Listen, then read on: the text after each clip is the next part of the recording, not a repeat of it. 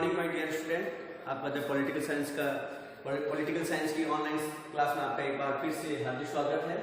देखिए जो है बीए पॉइंट फर्स्ट ईयर के अंतर्गत subject political science paper first और यूनिट है आपकी यूनिट थर्ड के अंतर्गत जो हमने महत्वपूर्ण टॉपिक लिया था कंसेप्ट ऑफ लिबर्टी अर्थात स्वतंत्रता की अवधारणा।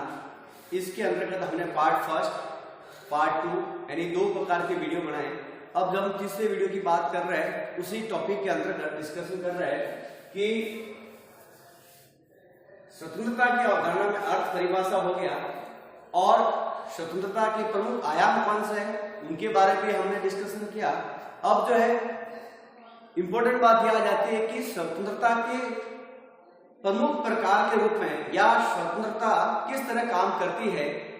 तो हमने जो है स्वतंत्रता को दो भागों में विभाजित किया, एक नकारात्मक स्वतंत्रता के रूप में, दूसरा जो है सकारात्मक स्वतंत्रता। देखिए जो है ये सारी बातें पहले हमारी हो गई कि स्वतंत्रता का अर्थ क्या है।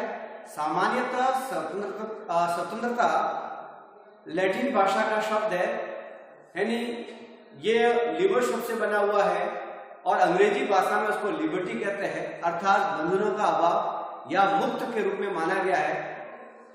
सामान्यतः व्यक्ति के जीवन के लिए या व्यक्ति के अधिकार के लिए या व्यक्ति की सभ्यता संस्कृति के लिए स्वतंत्रता का अधिकार बहुत ही महत्वपूर्ण आवश्यक तत्व हो जाता है। यानी सभी अधिकारों के अंतर्गत अगर हम अधिकारों की बात करते हैं तो स्वतंत्रता का अधिकार व्यक्ति के लिए अपना आप में बहुत महत्वपूर्ण हो जाता है, क्योंकि व्यक्ति शरीर और मन का स्वामी होता है, यानी वो अपना विकास अपने खुद के हिसाब से करता है।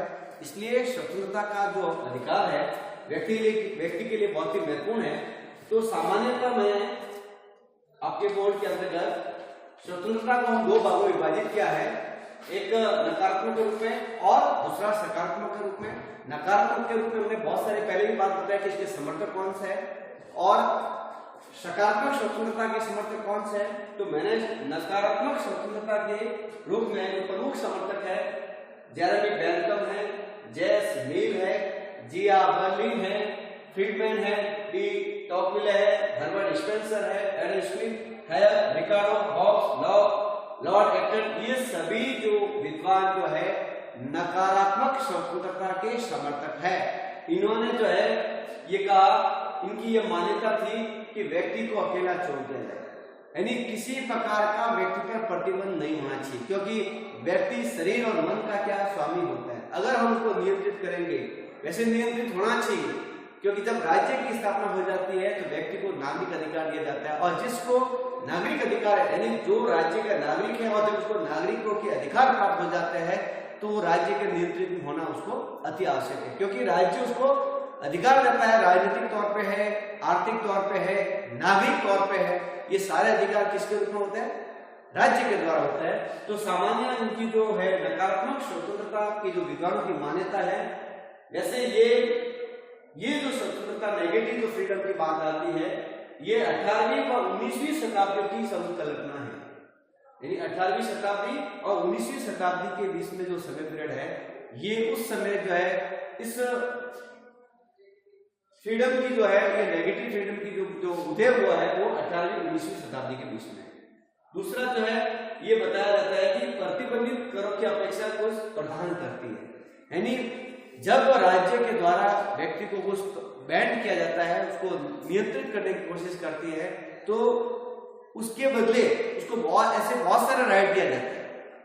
यानी एक तरफ वो जो है उसको नियंत्रित कर रही है, कंट्रोल करने की कोशिश कर रहा है राज्य, तो दूसरी तरफ उसको ऐसे भी अधिकार दिया जाता है जो शायद उनके जीवन से जुड़ा हुआ हो, इनका भरण पोषण से संबंधित हो या सार्वजनिक रूप में भी जो है ऐसे अधिकार राज्य उसको प्रदान कर देता है। यानी ऐसा नहीं कि पूर्णतः उसको नियंत्रित किया जाए, यानी नियंत्रित जो है उस समय परिस्थितियों के अकॉर्डिंग, उस परिवेश के अकॉर्डिंग, या जो है कहीं ऐसा नहीं कि जो अधिकार किसी एक व्यक्ति को दिया है और वो अधिकार किसी दूसरों के अधिकारों का उल्लंघन करे, तो ऐसी स्थिति में राज्य क्या करेगा? उसको नियंत्रित करने की कोशिश करता है। तो सामान्य ये मतलब ये अप्रतिबंधित है जबकि नियंत्रित भी होती है। यानी मैंने पहले भी कहा कि जो है इस नेगेटिव फ्रीडम के अंतर्गत किसी प्रकार का कोई प्रतिबंधित नहीं होता है। अगर प्रतिबंधित है तो कहीं ना कहीं वो नियंत्रित रूप में वो काम करने की कोशिश करेगा। कौन? व्यक्ति। फिर आता है यानी इसके अंतर्गत कि व्यक्ति विवेकशील है, इसलिए व्यक्ति को अकेला छोड़ दिया जाए। यानी जैसे जॉन लॉक भी कहता है कि जो है प्रतिनिधि प्रजातंत्र की बात करता है कि मनुष्य एक विवेकशील प्राणी है, उस पर किसी प्रकार यानी वो अपने विवेक के माध्यम से, अपने जो है सुबुद्धि के माध्यम से, अपनी जो है बुद्धि के माध्यम से वह हमेशा एक सकारात्मक दृष्टिकोण के रूप में काम करेगा। वह किसी दूसरों के अधिकारों को उल्लंघन करने की कोशिश नहीं करेगा, न किसी प्रकार का विरोध करेगा। वो अपने अधिकारों के अनुसार ही जो है कहीं न कहीं मानव जाति के कल्याण के रूप में बात करेगा, अपना भी विकास करेगा, अन्य का भी विकास करेगा। ठीक है, यानी व्यक्ति विवेकशील है, इसलिए इसको व्यक्ति को जो है किसी प्रकार का जो है उसको प्रतिबंधित नहीं करना चाहिए। वो अपन उसी के हालत में उसको स्वतंत्र करना चाहिए, यानी व्यक्ति को अकेला छोड़ना चाहिए। फिर ये जो कहता है, इसकी मान्यता है कि व्यक्ति जो है किसी भी कोई भी बात को सिलेक्ट करने का अधिकार होना चाहिए, यानी ये किसकी मान्यता है? नेगेटिव फ्रीडम की। फिर आता है कि इस नेगेटिव फ्रीडम के अंतर्गत दो प्रकार की स्वतंत्रता जो है सबसे इंपॉर्टेंट मानी जाती है। एक राजनीतिक स्वतंत्रता, दूसरा जो है वैधानिक अर्थात कानूनी स्वतंत्रता इसमें प्रदान होती है, इसमें नेगेटिव फ्रीडम के अंतर्गत। फिर जो है इसमें एक बहुत महत्वपूर्ण बात आ जाती है कि प्रत्येक प्रकार का प्रतिबंध बुरा है, यानी किसी भी प्रकार का व्यक्ति पर कोई किसी प्रकार का जो है प्रतिबंध नहीं होना चाहिए। यानी वो प्रतिबंध अपना आप में क्या है? बुरा है, यानी खराब है, अतः वो नेगेटिव हो जाएगा। ठीक है, तो ये जो नेगेटिव फ्रीडम की जो बात आई, जो मुख्य तत्वों के रूप में मैंने बात की कि बहुत सारे विद्वानों ने जो है अलग अलग उन्होंने अपनी जो है स्वतंत्रता के रूप में उन्होंने अपनी बातों को उल्लेख किया कि भाई व्यक्ति को जो है अकेला छोड़ना चाहिए, किसी प्रकार का प्रतिबंध नहीं होना चाहिए, और बहुत सारे जो प्रतिबंध अपना आप बुरे हैं। ठीक है, तो ये सारी बातें किसके रूप में कह रहे हैं? नेगेटिव फ्रीडम के रूप में। अब हम वैसे इस नेगेटिव फ्रीडम के अंतर्गत ऐसे बहुत सारे विद्वान हैं जिनकी कई बार एग्जाम के अंदर क्वेश्चन आ जाता है कि भाई जिया बर्लिन की प्रमुख पुस्तक का नाम बताइए। तो जिया बर्लिन की मैंने यहाँ पर जो है आपके जो है बोर्ड पे उसको लिखा है कि जिया बर्लिन की पुस्तक का नाम है टू कंसेप्ट ऑफ लिबर्टी, यानी 1958 के अंतर्गत जिया बर्लिन ने इस पुस्तक का क्या कहता विमोचन किया था। कौन सी पुस्तक? The concept of liberty. दूसरी जो एक महत्वपूर्ण पुस्तक आ जाती है हैयक की पुस्तक का नाम है the constitution of the liberty. ठीक है, और तीसरा एक बहुत बड़ा विद्वान है हर्बर्ट स्पेंसर, उनकी पुस्तक का नाम है मैन वर्सेस स्टेट 1884 के अंदर उन्होंने लिखी थी। तो ये सारी बातें कई बार एग्जाम के अंदर आ जाता है, इस पुस्तक को भी आपको पढ़ना पड़ेगा, लिखना पड़ेगा, नोटेट करना पड़ेगा। नेक्स्ट वीडियो के अंदर हम ये नकारात्मक स्वतंत्रता की बात आगे, अब जो है हम नेक्स्ट सकारात्मक स्वतंत्रता के प्रमुख समर्थक कौन से, उनके प्रमुख मान्यता कौन से, उनके तत्व कौन से, नेक्स्ट वीडियो में बताएंगे। Thank you.